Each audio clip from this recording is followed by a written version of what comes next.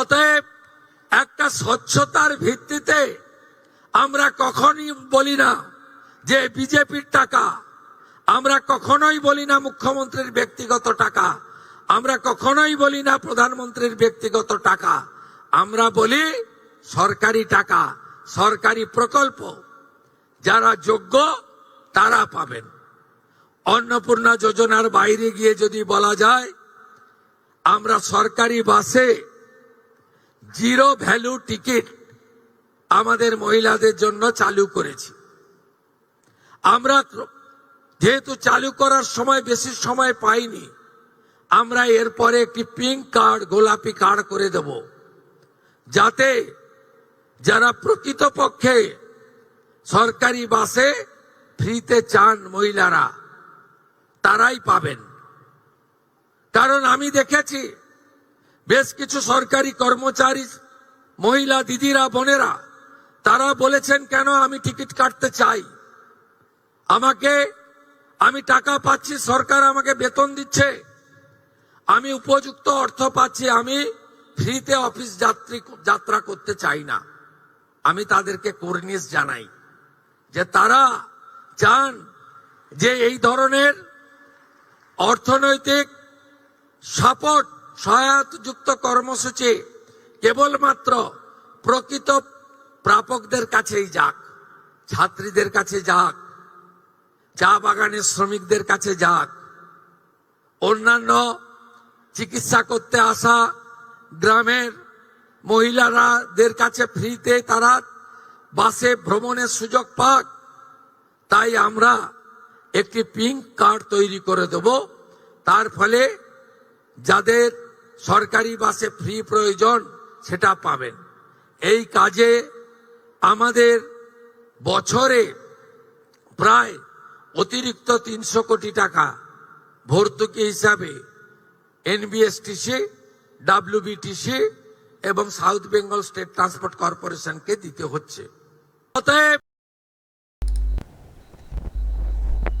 দর্শক কি বুঝলেন বলুন তো? কি শিক্ষা দেওয়ার চেষ্টা করলেন মুখ্যমন্ত্রী? বাসে ফ্রি, সরকারি যে বাস তাতে ফ্রি টিকিটের যে ঘোষণা, বাসের প্রসঙ্গ বললেন, কিন্তু আদতে কি বলতে চাইলেন? যেটা আরামবাগ টিভি বলে আসছে সেটা না? আমার তো সেটাই মনে হচ্ছে। যারা প্রাপক তারা পান, এটাই হওয়া উচিত। দেখুন, যেহেতু ওনারা ঘোষণা করেছিলেন ভোটের সময়, ফলে ডিরেক্টলি সব কিছু বন্ধ করে দেওয়া সেটা তো করতে পারেন না। কিন্তু যেটা বলতে চাইছেন, মানুষকে জাস্ট বোঝাতে চাইছেন উদাহরণ টেনে, যে যারা প্রাপক তারা যাতে পান বা তাদেরই নেওয়াটা উচিত, কিন্তু যাদের দরকার নেই তাদের নেওয়াটা উচিত না। এই যে বললেন কুর্নিশ জানাই, কাদের কথা বললেন? যারা নাকি বলেছেন যে আমরা তো টাকা পাই, সরকারি টাকা পাই, তো আমরা কেন বাসে ফ্রিতে যাব, আমরা কেন টাকা দেব না, আমরা টিকিট কাটবো বলেছেন বলে উনি বলছেন। দেখুন, প্রত্যেকটা কথার ভাঁজে অনেক কিছু ব্যাপার আছে। যারা বোঝার, যারা দেশকে ভালোবাসেন, যারা রাজ্যকে ভালোবাসেন, যারা ব্যক্তি স্বার্থের ঊর্ধ্বে ওঠে বাংলার স্বার্থ নিয়ে ভাবেন, তাদের কিন্তু বোঝার আছে। সব কথা খুলে বলতে হয় না, সব কিছু জোর দিয়ে বলা যায়ও না। উনি বাসের উদাহরণ দিলেন, কিন্তু তারই মধ্যে যে কথাগুলো বলতে চাইলেন, যারা সত্যিকারের প্রাপক তারা নিন, তাদেরকে দেওয়া দরকার। আর টাকাটা কিন্তু কোনো এর না, আমার না, বিজেপির না, এরকম না। টাকাটা সরকারের মানে জনগণের টাকা। ফলে এই টাকা নয় ছয় হোক, এটা কখনো উচিত না। যেটা আমি অনেকবার বলে আসছি, যে একটা সরকার কখনো সকলকে সমান সুবিধা দিতে পারে না।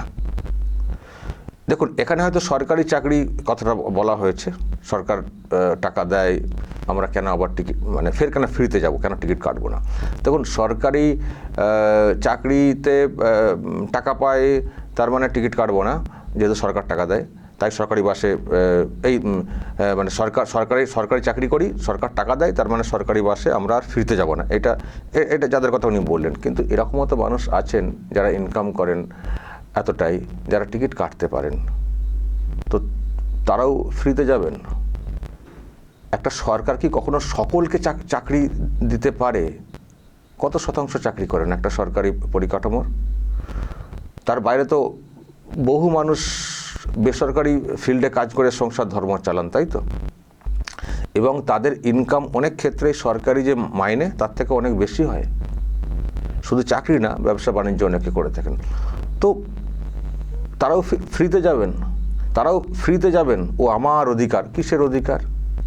অধিকার তো সবারই থাকার কথা, সবার সরকার থেকে কি ওই শুধু নেওয়ার জন্যে ভাববেন? সরকারকে দেওয়ার কথা ভাববেন না। সরকারের অন্য যেসব কাজকর্ম আছে সেগুলো যাতে হয় সেটা ভাববেন না। শুধু ব্যক্তি স্বার্থ, যাদের ব্যক্তিগত প্রয়োজন তারা নিন, তাদের নেওয়াটা তাদের সুবিধা হবে, ঠিক আছে। যাদের সত্যিই দরকার আছে, একটা হচ্ছে দরকার আর একটা হচ্ছে স্বার্থপরতা। আমি নেব না কেন? আরে না লাগলেও নেব, সরকারি টাকা তো ও নেবে, আমি কেন নেব না? আমিও তো এই রাজ্যের বাসিন্দা। দেখুন, এই রকম ইগোয়েস্টিক বা এই রকম চিন্তাভাবনা থাকলে সেটা কখনো জনস্বার্থের ভাবনা হয় না। একটা সমাজকে এগিয়ে নিয়ে যাওয়ার ক্ষেত্রে দেখুন, আমাদের প্রত্যেকেরই নিজস্ব কিছু প্রয়োজন আছে। খাওয়া পড়া, একটু খরচা আছে, ছেলে মেয়েকে বড় করা আছে তো।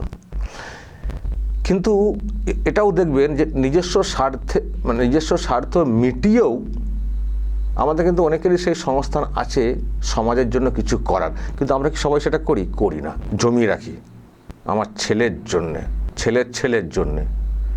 আরে আমার ছেলে, সেও তো কিছু করতে পারে, সেটা তো ভাবতে হবে। আপনি করেছেন, আমি করেছি, আর আমি এমন ভাবছি মানে আমার ছেলে কিছু না করেও যাতে মানে তার জীবনটা কেটে যায়। কেন? আমার ছেলে কিছু করবে না, আমি তাকে করার কোনো জায়গা দেব না? আমি দেখেছি অনেক পরিবার দেখবেন আপনাদের এলাকাতেও, দেখবেন বাবারা খুব পয়সাওয়ালা ছিলেন, বাবা কাকা খুব পয়সাওয়ালা, আর ছেলেদের এখন হাল দেখবেন, পরিচয় দেওয়া যায় না। এটার মানে কি ওটা বাবা কাকারা কিছু করে রেখে যাননি? না, বাবা কাকারা এমনভাবে করে রেখে গেছেন যে ছেলে তার প্রয়োজনই মনে করেননি যে তাকে কিছু করতে হবে। এবার জমানো বাবা কাকাদের রেখে যাওয়া ওই এতে কতদিন চলতে পারে? তার তো মানসিকতা হয়ে গেছে ধ্বংসাত্মক, যে নিজে কিছু করবো না, বাবা কাকা যা রেখে গেছেন সেখান থেকে ভাঙিয়ে খাবো। তো এটা কত দূর এগোতে পারে? এই করে দেখবেন প্রচুর আপনাদের গ্রামগঞ্জ দেখবেন প্রচুর পরিবার আছে, একটা সময় বাবা কাকার প্রচুর পয়সা ছিল, কিন্তু ছেলেকে ঠিক করে তৈরি করেননি, ছেলেকে আরও উন্নতি করার মানসিকতা তৈরি করেননি। দেখবেন ছেলেরা এখন তারা ল্যাং করে ঘুরছেন, কিছুই করতে পারেনি। বহু উদাহরণ দেখবেন গ্রামগঞ্জে। অথচ দেখবেন গরিব পরিবার থেকে উঠে আসা ছেলেরা তারা একটা কত সুন্দর জায়গায় পৌঁছে গেছে, এবং তার জেনারেশনকে দেখবেন ঠিকঠাক করে এগিয়ে নিয়ে যাচ্ছেন। এটা তাগিদ এবং মানসিকতা।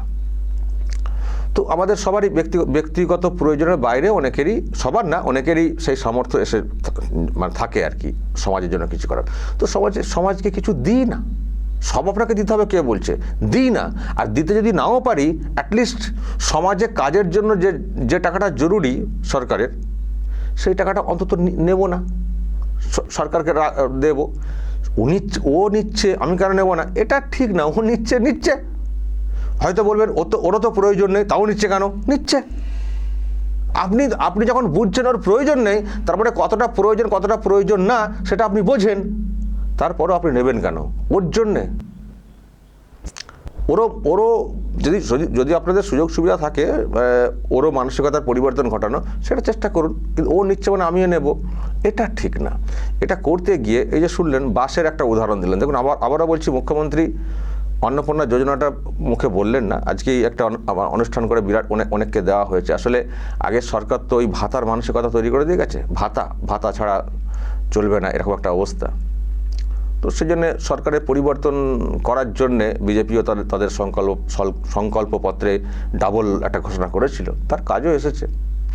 সেই মতো যেহেতু বলেছে সেই মতো করতে হচ্ছে, কিন্তু করতে হলেও সরকার দিচ্ছে, সরকার এখনও বলছে না যে মানে বাসের টিকিট সবাইকে দেব না, বলছে যে আমরা দেব, কিন্তু এটাও বোঝানোর চেষ্টা করা হচ্ছে যে এই যে দেখুন ওনারা বলছেন, আমি জানি না কে কী বলেছেন মুখ্যমন্ত্রীকে, কিন্তু মুখ্যমন্ত্রী যে কথাটা বলেছেন তার মাধ্যমে যে একটা বার্তা দেওয়ার চেষ্টা করছেন এটুকু আমি বুঝতে পারছি যে সবার জন্য কিন্তু ফ্রি না, সবাই এই পথে হাঁটবেন না দয়া করে, সবাই কেন ফ্রি কার্ড নেবেন, যাদের সামর্থ্য আছে টিকিট কাটার। এই যে সরকার 300 কোটি ভর্তুকি দিচ্ছে, কেন সরকার ভর্তুকি দেবে?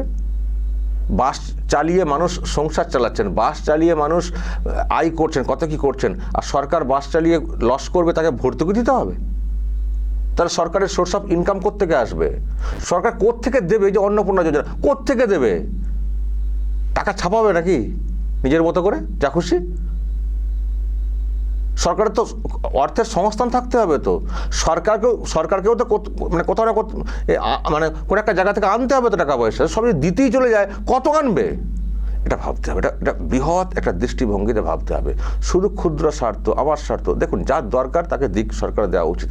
আমি সবসময় একটা কথা বলে আসি, সুস্থ সবল মানুষকে একটা সরকার কখনো আর্থিক সাহায্য দিতে পারে না। সুস্থ সবল কিছু কিছু গ্রাউন্ড আছে, সুস্থ সবল হলেও এমন অবস্থা যে তার সেখান থেকে উঠে আসার মতো অবস্থা নেই, ভীষণই সংকটে, তাকে দিক, তাও তাকে দিক, একটু বিচার করে দিক। কিন্তু যে মানুষটা সুস্থ সবল, পরিবারে আর্থিক সচ্ছলতা আছে, অন্যান্য ইনকামও আছে, তাকেও মাসে মাসে বসে বসে 3,000 টাকা করে দেবে একটা সরকার, তো সেই সরকার অন্য কাজ কী করে করবে যেগুলো খুব জরুরি? শিক্ষা, বিনামূল্যে শিক্ষা, উচ্চশিক্ষা পর্যন্ত, স্বাস্থ্য বিনামূল্যে সব জায়গায়, এই যে টেস্টের যেসব দাম বেড়েছে, মেডিকেল টেস্ট, সেগুলো সরকারি পরিকাঠামোতে হয়ে যাওয়া, মানে একটা মানুষের রোগ হলে রোগে যতটা না কাবু হন, রোগের চিকিৎসা কী করে করাবো তার চিন্তায় কাবু হয়ে যান। তো এটা একটা ভাবনার ব্যাপার, এটা নিজস্ব ভাবনার ব্যাপার। আমি বারবার এগুলো বলার চেষ্টা করি, মানুষকে বোঝানোর চেষ্টা করি যে এটা ঠিক না, মানুষেরও এইরকম ভাবনাতে ভাবা উচিত। এখন সরকার যারা সরকার চালাচ্ছেন তারা সহজে এটা পুরোপুরি স্টপ করতে পারবে না, কারণ ওই যে বলে এসছে না সংকল্পপত্রে, কিন্তু মানুষের উচিত। আর আমি তো বলেছি যে অন্তত একটা মামলা ঠুকে দিয়ে যদি এগুলোকে বন্ধ করা যায়, এবং একটা পুরো গাইডলাইন সুপ্রিম কোর্টকে করে দিতে হবে যে ভোটের সময় কি বলা যাবে, কি বলা যাবে না, প্রতিশ্রুতি কিভাবে দেওয়া যাবে, কীভাবে আর মানে কী দেওয়া যাবে না, নগদ অর্থ কতটা কিভাবে দেওয়া যাবে, মানে কিভাবে দেওয়া যাবে না, একটা গাইডলাইন তৈরি করে দিতে হবে। কারণ এখন এই সস্তার পলিটিক্সের কম্পিটিশনে না, এই আস্তে আস্তে এই জায়গায় নেমে এসছে, এতটা জায়গায় চলে এসছে যে আসল জায়গায় উন্নতি করার অর্থের সংস্থান থাকছে না, টাকা সব এদিক দিয়ে গলে যাচ্ছে। আর মানুষ ভাবছেন সরকার কী দিচ্ছে এদিকে, ওদিকে কি হচ্ছে দেখুন না। আপনার ছেলে মেয়েকে ঠিকঠাকভাবে মানে গড়ে তুলতে পড়াশোনা থেকে ইত্যাদি, এবং সুস্থ সবল রেখে, তার ওই দিকটা সরকারের নজর দেওয়াটা উচিত। রাস্তাঘাট ঠিকঠাক হোক সেটাতে নজর দেওয়াটা উচিত, নাকি শুধু ক্যাশ টাকা দেওয়া হবে আর আপনারা বসে বসে পা দুলিয়ে খাবেন? তো পা দুলিয়ে খাওয়ালে একটা সরকার, একটা পরিবারের কথা ভাবুন না, যে পরিবারে ওই পা দুলিয়ে খাওয়া অভ্যাস, কাজ করবো না, যা আছে জমানো টাকা জমানোতে খাবো, সেই সংসারটা, সেই পরিবারটা কতদিন চলতে পারে? তো একটা সরকার একটা বড় পরিবার, সেই অ্যাঙ্গেলে ভাবুন। তো আজকে মুখ্যমন্ত্রী যেটা বলেছেন, বাসের টিকিট নিয়ে একটা উদাহরণস্বরূপ তুলে ধরেছেন, কিন্তু আমি তো মনে করছি কোথাও এর মাধ্যমে একটা বার্তা দেওয়ার চেষ্টা করেছেন যে যাদের দরকার তারা নিন, যাদের ক্ষমতা আছে সংসার চালানোর তারা দয়া করে নেবেন না, যারা প্রাপক, সত্যিকারের প্রাপক, তাদেরকে পেতে দিন। অহেতুক সরকারের ওপরে আর্থিক বোঝা চাপাবেন না, সরকারের আরও অনেক কাজ আছে। এটা যেন আমার কোথাও মনে হয়েছে বলার চেষ্টা করেছেন মুখ্যমন্ত্রী। এবার আপনাদের সিদ্ধান্ত। দর্শক বলবেন যা বলার, এবং নজর রাখবেন আরামবাগ টিভিতে।